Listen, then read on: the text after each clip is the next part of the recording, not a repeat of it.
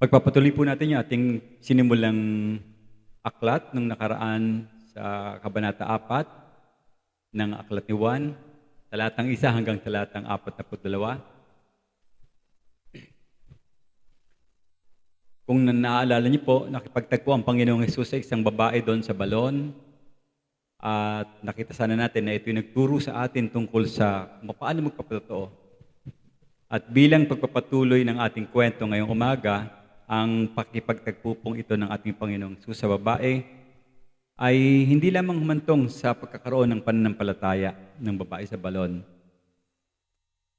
kundi umabot pa sa maraming mga iba pang Samaritano doon sa kanyang bayan dahil sa pagiging instrumento ng babae. Ang mga pangyayaring sa kwentong ito ay alam natin nagbigay sa atin ng mga ilang modelo para sa pag-ibanghelyo na ating maaring magamit sa ating kasalukuyang buhay. Tinalakay po natin ang siyam na mahalagang prinsipyo. Una, makipag-ugnayan sa kapwa. Nakita natin kung paano ang paraan ng Panginoong Hesus para siya makipag-ugnayan. Wala siyang sinisino, kahit sino ay kanyang hinaharap. Maging ito ay pariseyo, ordinaryong tao, mataas na tao, mababang tao. Pagkatapos kinuha niya yung pagkakataon, and then, importante rin po, pangatlo, huwag tayo magkakaroon ng diskriminasyon sa mga lahi, kasarian, at lalo tigit sa lahat sa relihiyon. And then, obviously, pag tayo nagpag-usap, dapat gamitin natin yung ating testimony o patotoo habang pinapatunayan natin yung ating nakilalang katotohanan sa ating Panginoong Hesus. And wag nating huhusgahan din yung ating nakakausap sa panlabas na anyo. Kasi yung iba ayaw nang pagpatuloy yung pakikipag-usap. Naalala ko yung isang kwento ng isang pastor. Meron pumasok sa kanila, may tato, umupo sa likod, tapos mukhang madumi yung mama. Naglalayuan. Naglalayuan yung mga ibang miyembro. At pagkatapos ng service, lumapit yung pastor. Sabi niya, naghahanap siya ng makakausap kasi gustong maliwanagan. At naghahanap siya ng katotohanan. Dapat hindi ganon, walang diskriminasyon. At wag din nating husgahan kaagad yung tao sa panlabas. And then magsalita tayo ng katotohanan, pang-anim, pero gagamitin natin yung ating pagmamahal. Speak the truth with love. And then number 7, iiwasan natin makipag-argue o argumento. Kasi maaari kang manalo sa argumento pero hindi mo naman siya makukuha. Sayang yung iyong pakikipag-usap. Huwag gumawa ng mga kompromiso. Isa pa to, no? Ang Panginoon, nakita natin, hindi siya nag-compromise sa kanyang pakikipag-usap nun sa babae. Subalit siya'y nag-alok ng malumanay na paraan ng pagtatama ng mga baluktot na katuruan. And then, pinaka-importante dun sa ating pinag-aralan na nakaraan, dapat tayo manatili sa issue. Dito maraming nagkakamali sa mga nagpapatotoo. Unang-una, siguro sikreto dyan, lagyan natin ng phase, no? Phase 1 and phase 2. Phase 1, hindi issue ang kasalanan kapag makikipag-usap ka. Ang issue ay yung mensahe ng kaligtasan, kundi ang pananampalataya sa Panginoong Hesus. Yung kasalanan, magiging siyang issue pagka naging Kristiyano at tumanggap na sa Panginoon yung tao. Kasi galit ang Diyos sa kasalanan. Kaya kung ikaw magiging Kristiyano at lalapit sa Diyos, dapat hindi ka mamumuhay sa kasalanan. Pero habang hindi pa siya mananampalataya, wag nating gagamiting issue ang kasalanan. Kasi lahat tayo ay makasalanan at nagkasala, hindi umabot sa kalawalhatian ng Diyos. Ang kailangan natin ay malaman na ang Panginoong Hesus ay naparito upang tubusin at bayaran ang lahat ng ating pagkakamali.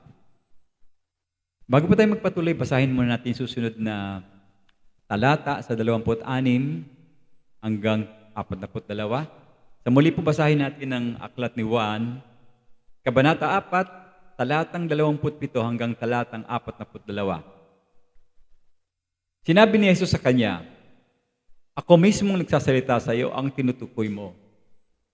Dumating ang kanyang mga alagad at nagtaka sila dahil nakikipag-usap sa isang babae ang Panginoon. Ngunit wala ni isa mang nagtanong sa babae, anong gusto mo? O kay Jesus. Bakit kayo nakikipag-usap sa Kanya? Ibig sabihin, hinayaan nila ang Diyos o ang Panginoon na magpatuloy sa pagkag-usap. Kasi pwede kasing butasan ito. Silip, bakit ka nakikipag-usap sa isang Samaritano, ikaw ay isang Hudyo? Balit hindi nila inurira na yon at pinayaan lang Panginoon na kumilos sa pagkapatuloy sa pagkakausap ng babae. Okay, pagkatapos ay iniwan ng babae ang kanyang sisidla ng tubig at umalis papuntang lungsod at sinabi niya sa mga tao, "Halika kayo." Ito na yung babae. "Tignan ninyo ang taong nagsabi sa akin ng lahat ng ginawa ko. Siya na nga kaya ang Kristo?" And then verse 30, kaya't sila'y lumabas ng lungsod at nagpunta sa Panginoong Hesus. And then verse 31, samantala, pinilit siya ng mga alagad niya at sinabi, "Rabbi, kumain po kayo." Ngunit sinabi niya sa kanila, "Mayroon akong pagkaing hindi niyo alam." Kaya't sinabi ng mga alagad sa isa't isa, "Wala naman nagdala sa kanya ng pagkain, hindi ba?" Sinabi ng Panginoong Hesus sa kanila, "Ang pagkain ko'y gawin ang kalooban niya na nagsugo sa akin at tuparin ang kanyang gawain." And then verse 35, "Hindi ba sinasabi ninyo, 4 na buwan na lang ang anihan na? Sinasabi ko sa inyo, imulat nyo ang inyong mga mata at tignan ninyo ang mga bukirin at handa na ang mga iyon para anihin. Ang umaani ay tumatanggap ng kabayaran at nagtitipon ng bunga tungo sa buhay na walang hanggan. Sa gayon, ang nagtatanim at ang umaani ay magkasalong magagalak. Dahil dito, tutungo ang kasabihan, iba ang nagtanim at iba rin ang nag-aani. Isinugo ko kayo upang anihin ang hindi nyo pinagpaguran. Iba ang nagpagod at kayo umani sa kanilang pinagpaguran. Maraming mga taga-Samaria mula sa lungsod na iyon ay sumampalataya sa Panginoong Hesus dahil sa patutuo nitong babae. Sinabi niya na ang kanyang lahat ng ginawa ko. Kaya nung pumunta sa kanya ang mga taga-Samaria, iniling nila kay Jesus na manatili sa kanila. 2 araw siyang nanatili roon. At marami pang sumampalataya dahil sa salita ng ating Panginoong Hesus. Sinabi nila sa babae, "Hindi na dahil sa mga salita mo kung bakit kami sumasampalataya, sapagkat kami mismo ang nakakarinig sa Kanya. Nalalaman naming Siya nga ang tagapagligtas ng sanlibutan." Panginoon, maraming salamat po sa umagang ito na kami magpapatuloy sa pag-aaral. Nawa, O Diyos, ang mga aral na aming makita, ipaunawa niyo po sa puso ng bawat isa sa aming mga kapatid kong naririto ngayon, Panginoon. Dalangin ko na ikaw ang aming mga patnubay, ikaw ang aming maging gabay, at ikaw rin, Panginoon, ang magpaliwanag kung ano ang nararapat naming gawin sa aming buhay habang kami ay pinagkalooban mo ng tubig na bumubukal ng buhay na walang hanggan. Maraming salamat po. Gabayan niyo kami, Panginoon. Gabayan niyo rin ako sa pagtuturo. In Jesus' name, I pray and we give thanks. Amen. Kung bubuksan ng Panginoon ang ating mga spiritual na mata, mga kapatid, dapat natin dalhin din sa iba yung mensahe ng Panginoon. At yan po ang ginawa ng babaeng Samaritana. Sapagkat pagkatapos niya magpapagtanto sa pakipag-usap niya sa Panginoon, napagtanto niya kung sino ang Panginoong Hesus, siya ay natuwa. Tuwang-tuwa siya. Kaya iniwan niya bigla yung kanyang salukan ng tubig at kaagad siya pumunta sa kanyang bayan at pinagsabi doon sa mga tao kung ano yung mensahe na kanyang narinig. Sabi sa verse 29, ulitin ko, "Halika kayo, tignan ninyo ang taong nagsabi sa akin ng lahat ng ginawa ko. Siya na nga kaya ang Kristo?" May isang kwento, mayroong isang doktor sa isang baryo noon, na meron siyang ginamot na isang may sakit sa mata at napagaling itong may sakit na ito. Alam niyo po, kinabukasan, itong matanda na ito na may sakit, pagbalik, may hawak siyang tali. Yung pala, yung kabilang dulo ng tali, mga matatanda, nakakapit dun sa tali, mga bulag din, magpapagamot dun sa doktor. Siguro mga 8 yung nakakapit doon sa tali, lumalakad sila papunta sa doktor. Parang parehas ng kwento natin. Nung sinabi ng babae na meron ako nakuhang mensahe sa Panginoon, tinawag niya lahat ng mga Samaritano at Samaritana. Nagsama-sama sila. At alam niyo nangyari, doon sa huling parte ng talata, halos lahat ay sumampalataya. Hindi na nga nila kinusisa yung babae. Hindi na namin kailangan paliwanag mo. Dahil kami mismo, nung narinig namin ng Panginoong Yesus, naniwala na sa kami sa kanila. So, maganda po yung naging resulta ng kanyang patotoo. Buong nayon ay lumabas upang salubungin ang Panginoon at pagkatapos ay inanyayahan siya na manatili dun sa dako. Anyway, so yun ang nagiging resulta kapag tayo ay talagang magbubukas ng puso, magpapatotoo tayo sa ating mga hindi kakilalang tao, pwede tayong gamitin ng Panginoong Diyos. So, dun sa 2 araw na yon, marami pa siyang nakausap ang Panginoong Yesus. Kaya nung pumunta siya sa kanya sa mga taga Samaria, ililing nila sa Panginoong Yesus na mag-stay ka muna dito ng 2 araw. At dahil nga sa pag-stay niya, siyempre ang Panginoon, hindi na pinagtagal ang pagkakataon, kinuha niya, nagsalita siya, nagpaliwanag siya, nag-evangelize siya. At halos lahat ng mga nandoon sa dakong yon ay naniwala sa ating Panginoong Diyos. Now, nung nakaraang linggo, nakita natin yung pakikipagtagpo ng Panginoong dun sa babae sa balon.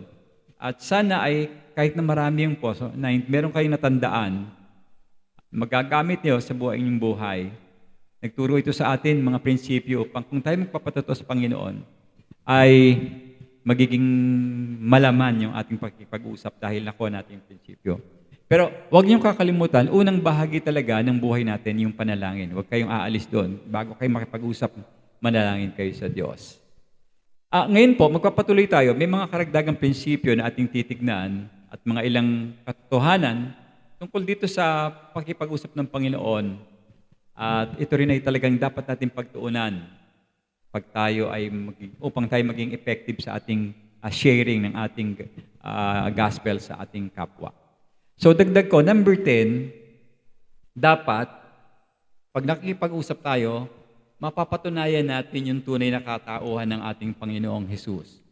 Sabi sa verse 26, sinabi ni Jesus sa kanya, ako mismong nagsasalita sa iyo ang tinutukoy mo. Yung pagkabagit ng Panginoon, diretso, walang liko-liko. Ako si Jesus, ako yung tagapagligtas, yung tinutukoy mo. So kapag tayo may kausap, dadalhin natin siya sa Panginoong Hesus. Hindi natin dadalhin sa kung ano-anong mga chika o kung ano-anong kwento tungkol sa relihiyon o pakikipagtalo. Sabihin na natin kaagad ng Panginoong Hesus bakit siya naparito, anong ginawa, anong ministry ng Panginoon. So pangunahing issue na dapat ay isinasaalang-alang natin sa lahat ng tao na ating nakakausap. Ang tanong na itinanong mismo sa Panginoon, katulad din ito ng tanong ng Panginoong Hesus sa kanyang disipulo noon. Meron siyang ginawang insidente na tinanong din ng mga disipulo. Matthew chapter 16 verse 15. Tinanong sila ni Jesus, sa inyo, mga alagad ko, sino ako?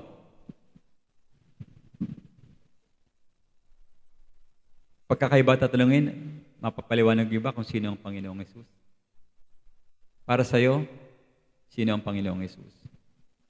Alam niyo po, mas mabuting paniwalaan natin ang Panginoong Hesus at suko natin ang buhay sa Kanya.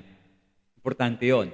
Sa kwentong ito kasi, una pong inangkin ng ating Panginoong Hesus na kaya niyang bigyan ng buhay yung babae dahil sa pamamagitan ng tubig. At yung tubig na yun ay spiritual, tubig ng buhay o tubig na nagbibigay buhay. Yan yung isang kamangha-manghang pag-angkin ng ating Panginoon. Subalit, kapag halimbawa si Bernie, sinabi mo sa kaklase mo, kaya mo magbigay ng tubig na bumubuhay, maniniwala ba sa'yo? Anong magiging dating sa'yo? Anong iisipin nila sa'yo?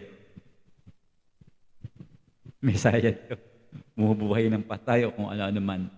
Hindi kasi ganun talaga ang magagawa natin. Ngunit, pagkatapos sa kasukdulan, tawagin natin, ng kanyang pakipagtagpo sa babaeng ito, inangkin ng ating Panginoong Hesus na siya yung ipinangakong Mesyas o tagapagligtas. Yung salitang ako nga, yung parirala na ito ay literal na mababasa natin sa aklat ng Exodo, Kabanata 3, talatang 14. Isa itong maliwanag na malinaw na pagpapatunay sa babaeng ito na ang Panginoon talaga ang Mesias. Di ba? Sa Old Testament natin nakita yung salitang o narinig yung I am.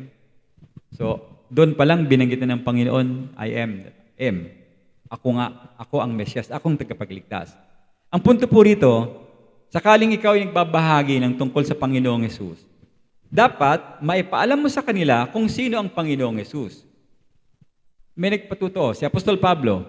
Anong sabi ng Apostol Pablo nung siya nagpatuto? Sa 1 Corinthians chapter 15, verses 1 to 19, medyo mahaba. Pero doon sa kwento ng mga talata, doon na iginiit niya kung ano ang Panginoon. Sabi niya, ang Panginoon ay hindi ordinaryong tao. Siya ay nabuhay mula sa mga patay at yung ating pananampalataya sa Kanya ay mawawala ng halaga kung tayo hindi tatanggap sa ginawa ng Panginoon sa buhay natin. So, halos lahat ng apostol at mga nakausap, nakakilala, lahat sila ay pawang naging saksi sa patutuong yon na sinabi ni Apostol Pablo ng mga panahon na yon. So, tandaan natin, huwag nating kakaligtaan kapag tayo nakikipag-usap, ipapakilala natin yung katauhan ng Panginoon. Panginoon, tagapagligtas, siya ay maraming himala na ginawa, siya yung may likha ng kasama siya sa creation. Dapat yun, medyo may alam kayo tungkol sa pagkatao ng ating Panginoong Jesus. Sumunod, kung talagang kayo ay magpapatuto at dapat gagampanan natin to, may premise, ano ba ang dapat bahagi ng buhay natin? We should be a worshipful individual o witnesses. Dapat tayo ay mananamba. Kung gusto natin maging effective yung ating pag-share. Verse 23 and 24 ng chapter 4 ng John.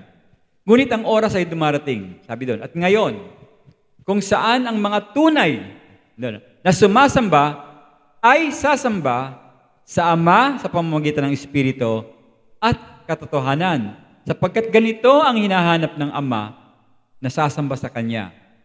Ang Diyos ay Espiritu at ang sumasamba sa Kanya ay dapat sumamba sa Espiritu at sa katotohanan. Madalas nating naririnig yan. Worship in spirit and worship in truth. Minsan hindi naintindihan. Ano bang ibig sabihin? Bakit requirement sa atin bilang mga Kristiyano na we should be a worshipful individual para maging effective yung ating pagpapatotoo o pagbabahagi?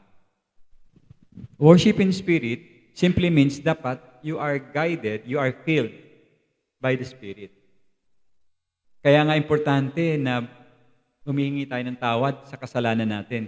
Kasi pag tayo ay hindi kontrolado ng Holy Spirit or yung feeling, who controls us? Kasalanan. Kung gusto mo mawala yung control ng kasalanan, you ask for forgiveness para the Spirit will infill you. And that's the time pwede kang mag-worship sa Lord dahil parehas kayong nasa Espiritu. At ano yung katotohanan? Sa John 17:17, your word is truth. Sasambahin mo yung katotohanan, sasambahin mo yung salita ng Diyos. Isa lang naman yung salita at saka ang Panginoon, di ba? Nang pasimula, siya ay salita. So para maging akma yung pagsamba sa Diyos, dapat puspos ka ng banal na Espiritu. Otherwise, magiging invalid yung iyong pagbabahagi dahil wala siyang connection. Magiging flesh yung move mo kapag hindi ka spirit-filled. Kaya yung ibang nagpapatuto, ang yahabang. 3 ang nasharean ko ngayon, tumanggap lahat. Ganun sila magsalita. Yung iba naman nagpapaliwanag dun sa gitna na malakas ang boses, pinapatanggap. Sumunod kayo sa panalangin. Mga ganon. Akala niya, majority ay naniwala dahil sumunod sa kanya. Parang manipulation din yun eh. Dapat makita natin yung actual na magpapagamit ka lang bilang instrumento sa Diyos at hayaan mo ang Diyos ang kumilos para yung tao ay talagang magkaroon ng pagbabagong buhay. Piperiyodan mo na doon. Wala kang papel doon. Gospel comes from God.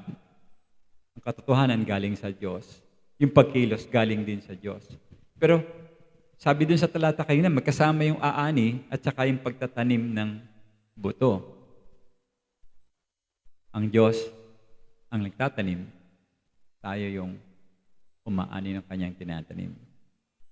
Naalala niyo yung binasa kong talata kanina? Iba yung nagpagod sa inyong inaani.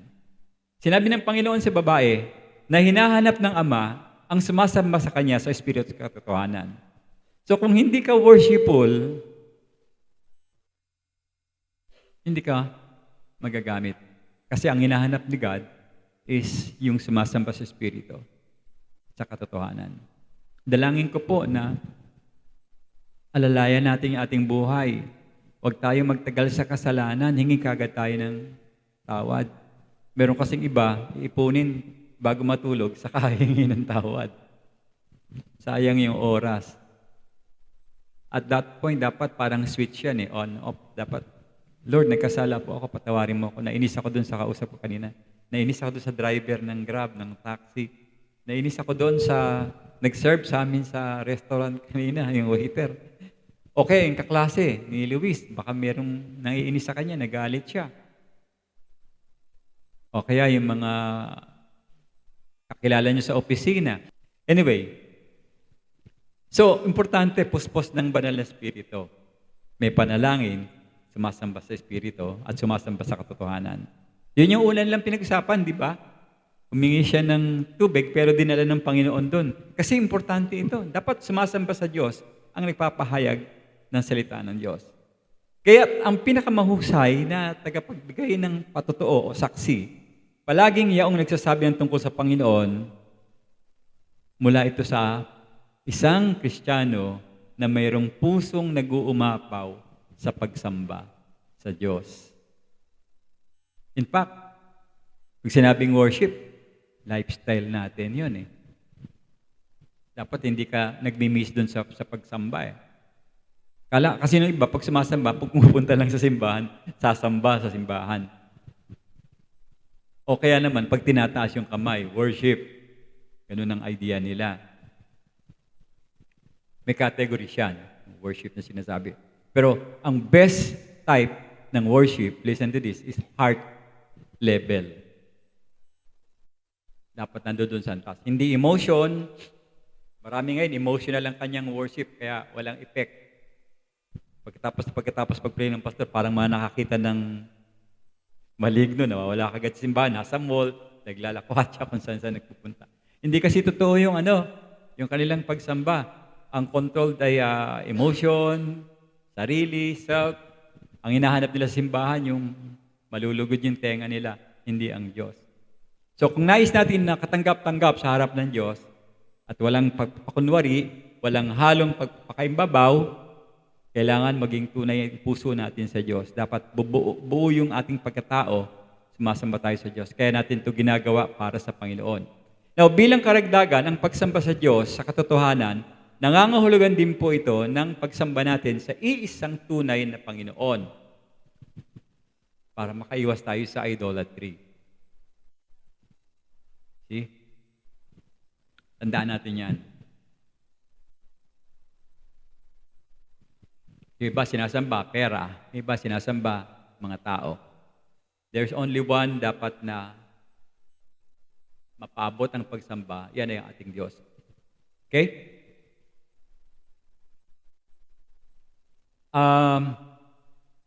Ang mga magpapatotoo ay dapat alam natin na hindi napapalambot ang katarungan ng Diyos upang sabihin natin, gagawin natin user-friendly ang Diyos. Hindi.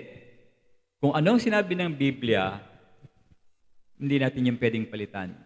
Pag sinabi ng Biblia, lahat makasalanan, lahat kailangan lumapit sa Panginoon Jesus, kailangan yun ang ating sundan.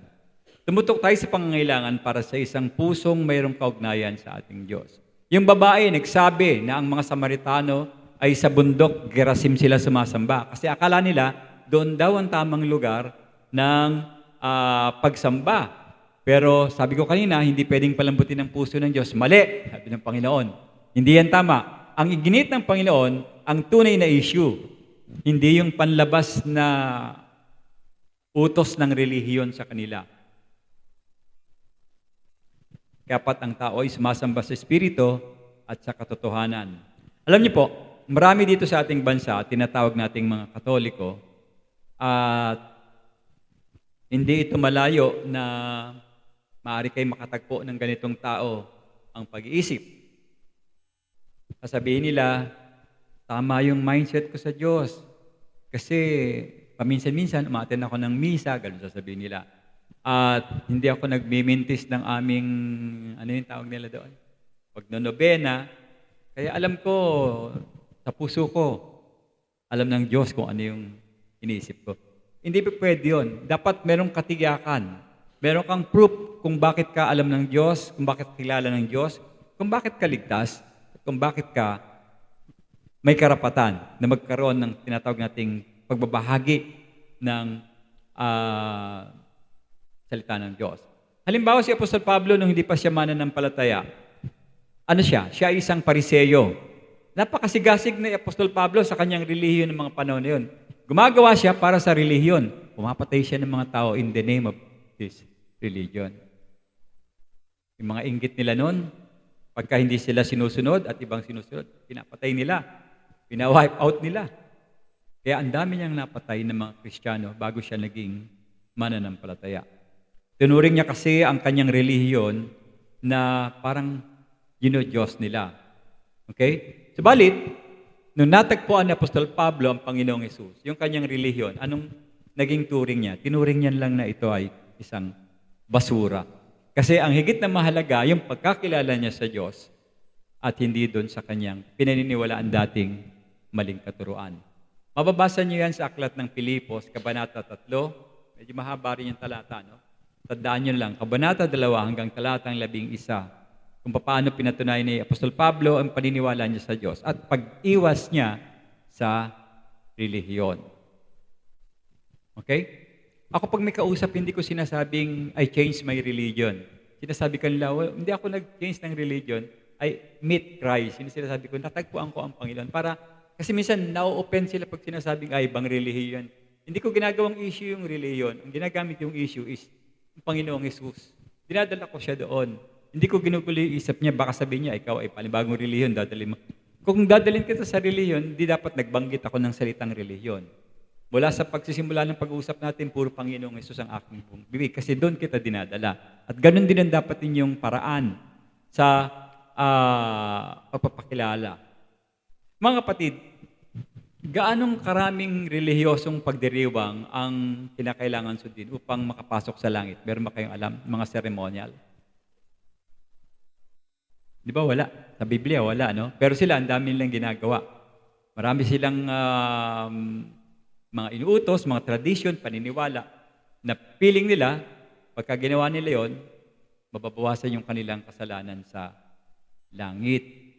Maliwanag po sa banal na kasulatan ng ating mga puso ay dapat maging matuwid sa harap ng ating Diyos sa pamamagitan, of course, ng ating pananampalataya sa ating Panginoong Hesus. At lagi nating tandaan na ang Diyos, saan tumitingin? Sa puso. Tama, no? Makikita niyo yan sa unang Samuel, Kabanata 16, talatang 7. Hindi siya tumitingin sa rituals. Kahit gaano kasinsir ang inyong rituals, kung wala itong kahulugan, ang inyong rituals ay meaningless. Ngayon may rituals tayo, Lord's Table, pero may meaning yon. Meron tayong paliwanag kung bakit natin ginagawa yon. Basahin ko po. Pero sinabi ng Panginoon, verse 7, chapter 16 ng 1 Samuel. Pero sinabi ng Panginoon kay Samuel, huwag mong tignan ang tangkad at ang kagisigan, tama ba pronunciation ko? Kakisigan. Dahil siya ay pinili ko. Hindi ako tumitingin na gaya ng pagtingin ng mga tao. Ang tao ay tumitingin saan? Sa panlabas na kaanyuan. Ngunit, ang tinitingnan ko ay ang puso ng tao. So, tandaan po natin yan. Kailangan worshipful tayo. Next, number 12. Paano tayo magbabahagi? Ang qualified, syempre, ay yung sino mang nakatagpo sa Panginoon na pwedeng maging patotoo o saksi. Binasa ko na ito kanina no, sa chapter 4, verse 28 hanggang 30. Tignan natin yung kwento. Narito ang isang immoral na babae na hindi pa nagkakaroon ng panahon para Malinis niya yung kanyang pamumuhay. At of course, kasama niya yung kanyang kinakasama ngayon, no? Na hindi naman niya rin asawa. At obviously, wala siyang masyadong alam. Sa totoo, wala siyang alam na theology, no? At mali nga yung kanilang daladalang aral mula sa kanyang relihiyon na nakigisnan sa pagiging Samaritano o Samaritana. Sa kanyang pananabik, bagamat hindi man niya naisaulo ng malinaw yung outline, ang plano ng paliwanag ng kaligtasan ng ating Panginoon. Pero nakita natin doon sa kwento na ang babaeng ito ay tuwang-tuwa nang nakilala niya ang Panginoong Hesus. Kayo ba? Nung nakilala niyo ang Panginoong Hesus, tuwang-tuwa ba kayo? Hello? Sabi ko nga, ito, hindi ito biro, nire-relate ko yung aking pagkakilala sa Diyos, parang joke. Yung joke natin, bilang local na joke, pag nabigay mo na yung punchline, pag tumawa ka, pag nakuha mo yung punchline, tapos na. Dito, nung nakilala ko ang Panginoon, hanggang ngayon, tawa ko ng tawa, tuwang-tuwa ako. Iba yung nakuha ko sa Panginoon, kasi dun sa mga joke na pangkaraniwan lang. Ando din yung pananabik, at nando din yun yung aking pagkauhaw pa sa pag-aaral ng salita ng Diyos. Doon nga kami nag-away ng nanay ko eh. Hindi pa ako nagtatrabaho, kag-graduate ko lang ng college, pumasok ako sa Bible school. Hindi ako maintindihan, kasi panganay ako. Nako, ayun na. Anyway, mahabang kwento yun. Siguro pag may pagkakataon. Pero maganda yung naging resulta, mga kapatid. Hindi siya parang awkward na nasisi ako. Merong kakaibang bagay, himala ng Diyos, yun nangyari sa buhay namin. Anyway, sa kanyang pananabik, sa pagkakaalam sa Panginoon, paano ko nasabing siya ito ang tuba? Iniwan niya kagad yung yung pangsalok ng tubig. At kaagad nagpunta siya doon sa baryo nila at ipiniliwanag, tumakbo siya pabalik sa nayon, tuwang-tuwa. Sinabi niya ang lahat ng tungkol sa pambihirang mensahe na narinig niya sa ating Panginoon. Mga kapatid, ang ating patutuo tungkol sa ginawa ng Panginoon sa pagliligtas ng iyong kaluluwa ay isang masasabi ko pong makapangyarihang paraan para maabot ng Panginoon maging ang ibang tao. At itong patutuong ito ng babae ay pwede nating sabihin isang halimbawa kung paano magagamit ng Diyos. Maaring kayo ay walang masyadong alam, pero pinatawad tayo ng Panginoon sa ating mga kasalanan. Kaya sa pagkakaalam na tayo napatawad ng Diyos sa ating kasalanan, pwede tayong mag-anyaya sa mga ibang tao na hindi pa nakakaalam ng mensahe. Patunay, verse 29. Ano sabi ng babae dun sa mga kapitbahay niya o kababayan niya, kabaryo niya? Hali kayo! Di ba nag-anyaya, no? Kaya yan ang gagawin natin ngayon, mag-anyaya tayo. Hali kayo! Tingnan niyo ang taong nagsabi sa akin ng lahat ng ginawa ko. Siya na nga kaya ang Kristo? Ito po ay katulad ng kwento nung taong bulag na pinagaling din ng Panginoon yung mga mata. Alam niyo ba yung kwento? Nung pinagaling ng Panginoon yung mata, di ba itong relihiyon, nakamasid nung gumaling, yung mata ng bulag. Anong ginawa ng mga Pariseyo? Sino nakakaalam ng kwento? Hindi niyo ba nabasa? Daya daw yung ginawa ni Christ, hindi raw sinisisi si Christ. Sino nagpagaling dyan? Hindi niyo ba alam na araw ng Sabat? Mga ganun, no? Kasi mapapahiya sila eh. Et cetera. Ang dami lang binigay na mga hadlang ng mga kontra sa ginawa ng Panginoon. Basahin natin, John chapter 9, verse 25. Sumagot ang lalaki kasi in-interview niya yung lalaki, sino nagpagaling sa'yo? Totoo ka bang gumaling? Hindi ko po alam kung ako ay makasalanan o siya ay makasalanan. Ang alam ko lang, sabi ng lalaki, dati akong bulag pero ngayon ay nakakakita na ako ngayon. Alam nyo, hinarangan ito ng mga Pariseyo. Pinatawag pa yung mga magulang nito. At sabing, huwag mong ipapagsabi na ikaw ay pinagaling ni... Parang lainggit sila sa Panginoon. Niloloko nila yung mga tao. See? Pero hindi nila mapigilan tong taong ito. Bagamat, maari siyang makulong, maari siyang kung anong mangyari sa kanya. Hindi siya napigilan. Nagpatutuo din itong naging gumaling sa pagkabulag. Kung minsan, Hindi ko alam kung naka-experience na kayo, medyo mahirap makipagtalo sa mga taong may ibang religion. Kung tutuusin, talagang mahirap makipag-usap, lalo na kung relihiyoso yung tao. Pero, paalala sa atin, siya nga pala, pinakita rito ng babae ang isang mabisang paraan ng patotoo. Gumamit siya ng pagtatanong sa halip na subukan niyang manalo sa argumento. Sabi niya dun sa verse 29 ulit sa parte, siya nga ba kaya ang Kristo? Nagtatanong siya, pero yung tanong niya mayroong kahulugan para lalo niyang mahikayat yung mga tao. Okay? Yung tanong niya. Kung buong tapang niya ginit kasi na ang Panginoong Hesus ang Kristo, malamang makapagtawanan siya ng mga tao doon. Gaya ng sinabi ko kay Bernice kanina. Patotohanan naman ay ikaw bumubuhay ng tubig, hindi sila maniniwala sa'yo.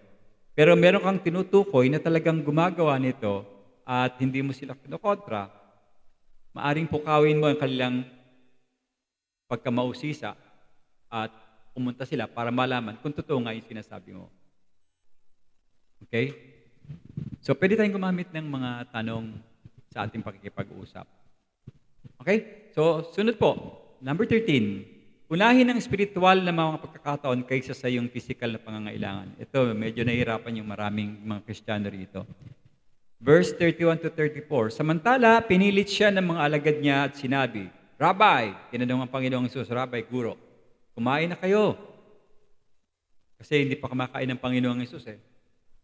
Pero nagbabahagi siya ng salita ng Diyos, pero hindi pa siya kumakain. Tandaan natin yan.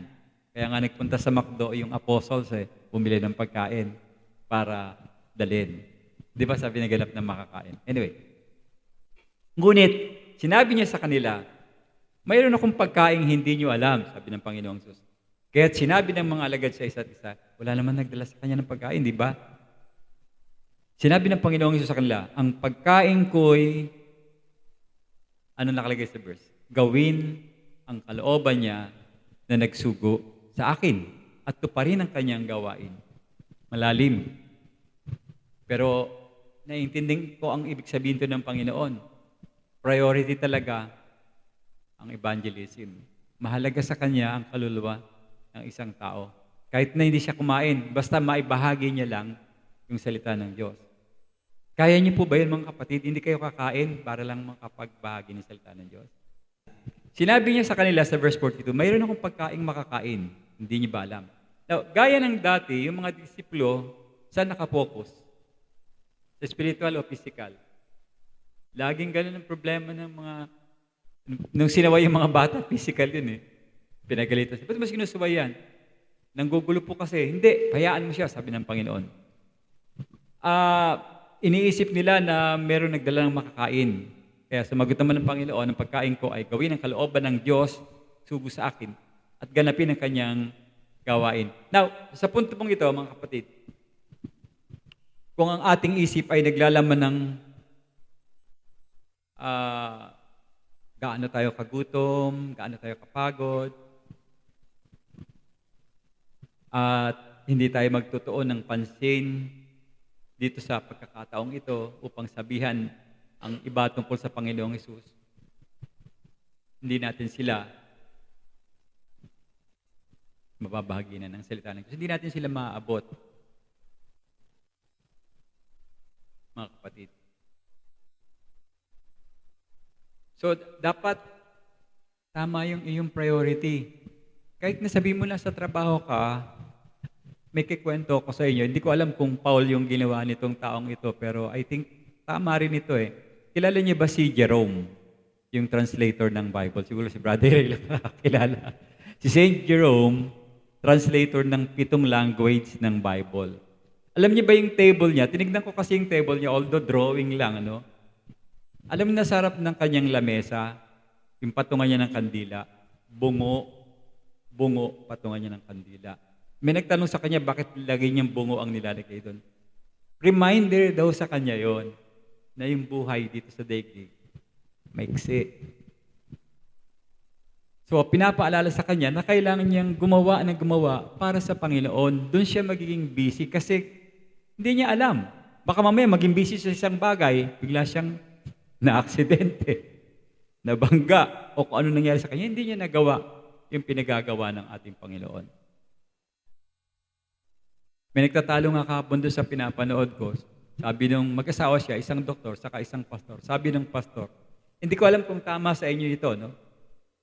Sabi niya, ang gusto kong irigalo mo sa akin yung urn, yung lagayan ng abo. Sabi niya gano'n. Nagalit yung babae, pero may paliwanag yung lalaki. Kasi reminder ito sa akin para lalo akong maging masipag. Hindi ako magloko-loko sa trabaho. Alam ko, diyan ako pupunta eh. Para pag nakikita ko siya, medyo matakot ako at gawin ko yung sa Diyos.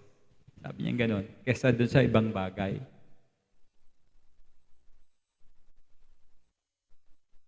Priority natin spiritual rather than physical. Sa katunayan po, sinabi ng Panginoon, ito ay ang kanyang tunay na pagkain, sabi niya gano'n, spiritual things, upang gawin ang kalooban ng Diyos at isagawa ang gawain. Ano ba yung gawain ng nasabi ng Panginoon? Pakainin ang ating kaluluwa nang higit pa kaysa sa pagkain na pangtiyan. So, kung tayo po ay gagamitin ng Diyos, mga kapatid, para kain natin na isang nawawalang landas na tao, patungo sa kapagligtas, we need to make priority sa buhay natin. Unahin natin ang Panginoon. Then, pang-14, dapat lagi pong bukas ang iyong mga mata para sa mga hindi inaasahang pag-aani. Sabi sa verse 35, hindi ba sinabi ninyo 4 na buwan na lang at anihan na? Gumamit na naman siya ng ilustrasyon. No? Sinasabi ko sa inyo, imulat niyo ang inyong mga mata at tignan ninyo ang mga bukirin at handa na ang mga iyon para anihin. Sinasabi sa talata. Now, ang Panginoon dito ay nagbanggit ng isang parang pangkaraniwang kasabihan. May 4 na buwan na lang para dumating yung tag-ani. Ano ibig sabihin nito? Sa madaling salita po, ang ibig sabihin nito, hindi ka nagtanim ng binhi ngayon pero umaasa ka na ikaw ang makaka-harvest nun sa masusunod na araw. At bago mo siya ma-harvest, anong kailangan? Oras. Time. Magbibigay ka ng oras. Now, pagkatapos sinabi niya, imulat ang inyong mga mata. Tignan ang bukurin at ihanda para sa anihan. Ang tinutukoy dito ng Panginoon ay para sa mga Samaritano na paparating. Di ba niyaya ng babae? Yun yung aanihin eh. Lumabas sila sa kanilang bayan upang lumapit sa ating Panginoong Hesus. So, walang alinlangan po dito sa kwentong ito, target ng Panginoon ang bayan ng Samaria na nangangailangan ng mensahe ng Panginoon. Ito yung nangyari na rin sa panahon ni Jonah. Si Jonah ayaw sumunod, pero gusto ng Diyos na yung mga tao doon ay magkaroon ng kaligtasan, kaya ang Diyos ang nasunod. Now, mga kapatid, nakakita na ba kayo ng isang tao na sa tingin ninyo ay wala pang relasyon sa Diyos?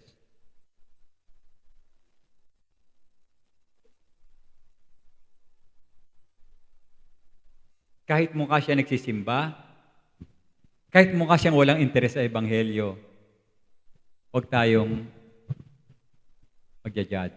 Hindi kasi alam ang puso ng tao. Now, paano natin malalaman? Hindi mo naman kasi nakita kung anong ginagawa ng taong ito. Wala rin tayong right kasi hindi natin alam kung ano ang ginagawa ng Diyos sa mga tao para ihanda yung kanyang puso. Di ba? Ang Diyos ang kumikilos sa puso ng mga tao. At tandaan po natin na ang Diyos ang naghahanda ng mga makasalanan na nagbibigay ng ani. Kaya po kailangan natin maging tapat sa pagbabahagi ng mabuting salita at mabuting balita kahit na sa tingin natin ay parang hindi tutugon o malabong tumugon yung ating kakausapin. Pang-15, ang pagtatanim ay kailangan para sa pag-ani. Yung paghahasik ng buto. Verse 36 hanggang 38. Ang umaani ay tumatanggap ng kabayaran at nagtitipon ng bunga tungo sa buhay na walang hanggan. Sa gayon, ang nagtatanim at ang umaani ay magkasalong makakagalak. At dahil dito, totoo nga ang kasabihan, iba ang nagtatanim at iba naman ang nag-aani. Isusugo kayo upang anihin at hindi ninyo pinagpaguran. Iba ang nagpagod at kayo ang umani sa kanilang pinagpaguran.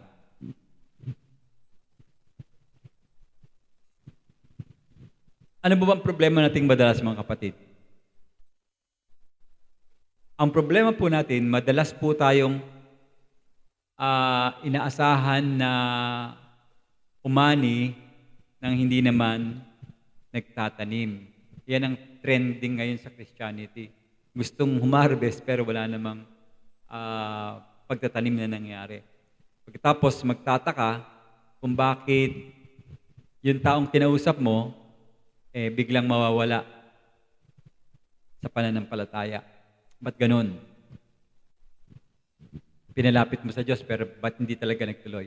Simple lang po ang sagot doon. Kung kayo may mga taong kinausap, akala nyo na ilapit nyo na sa Diyos pero lumayo, marahil ay hindi nyo talaga nalagyan ng buto. Importante kasi yun eh. Dapat nataniman talaga ng buto yan. Yung taong yan. Yung totoong katotohanan dapat ang kanyang nalaman sa ating Panginoong Diyos. Huwag nating kalimutan na bago tayo magbahagi, dapat may prayer pa. Baka yung iba nagbabahagi, hindi sila nag-pray. Sabi ko nga kanina, iba yung gimmick ngayon ng church. Papadilimin yung ilaw ng simbahan, lalagyan ng tugtog ng mga parang tipong malungkot. Pagkatapos, emotion yun eh. Emotionalism yun. Hindi yun ang gusto ng Diyos eh. Dito, wala namang emotions na ginawa, kinausap niya, direct normal na pag-usap. Pinaliwanag ng Panginoong Hesus. Now, suggestions ko po, siguro makakatulong ito sa atin, mga kapatid. Tandaan niyo ito, baka tutulugan niyo. Tandaan niyo, pagtapos niyo mag-pray, kumuha kayo ng papel. Maglista na kayo ng pangalan ng taong madalas niyong makausap. Pero sa tingin mo, hindi pa tunay talaga nakakilala sa Panginoon. Simulan mo ipanalangin ng taong ito. Ilapit mo sa Diyos para magkaroon ka ng tamang paglapit at magkaroon din siya ng tamang paglapit sa Diyos at pagkakilala. Magkakaroon talaga ng highlight na yung panalangin mo ay patungkol doon sa taong ito. It could be your sister, it could be your brother, it could be your mother, it could be your father, it could be your friend, or kapitbahay.